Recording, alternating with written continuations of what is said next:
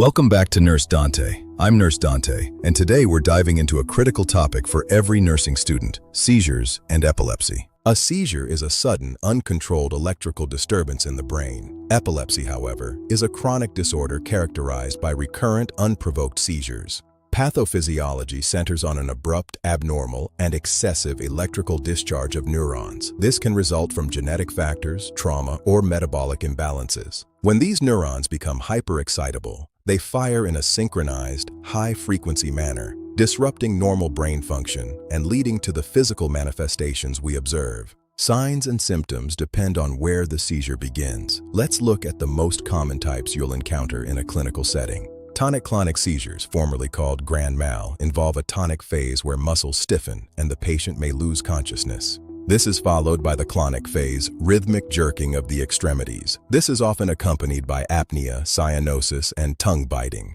Absent seizures are common in children. They appear as brief staring spells, often mistaken for daydreaming, with no loss of muscle tone. Focal seizures start in one specific area of the brain. They can be simple, where the patient remains aware, or complex, involving impaired consciousness. Patients may experience an aura, a sensory warning before a seizure.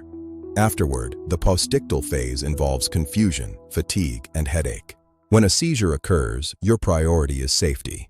Never leave the patient alone. Clear the area of hazards and help them to the floor if possible. Maintain seizure precautions. Ensure the side rails are padded, suction is at the bedside, and oxygen is readily available. Turn the patient onto their side to prevent aspiration. Never, under any circumstances, place anything in the patient's mouth or restrain their movements. Your role is to observe and document. Note the start time, duration, specific body movements, and any incontinence or pupil changes. After the seizure, keep the patient on their side, check vital signs, and provide reorientation. Allow them to rest as they will be very exhausted. Now let's talk pharmacological treatment.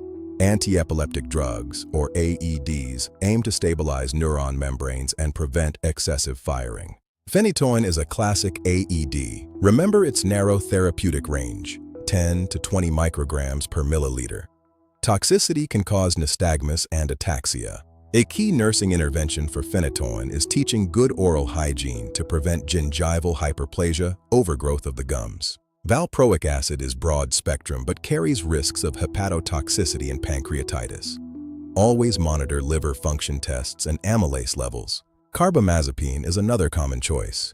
Watch for blood dyscrasias like leukopenia or aplastic anemia. Patients need regular CBC checks.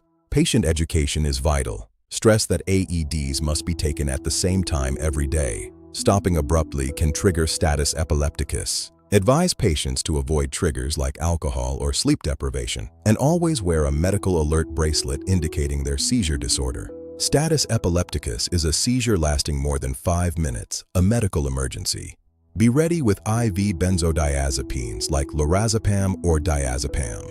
Clinical pearls. Always have suction ready.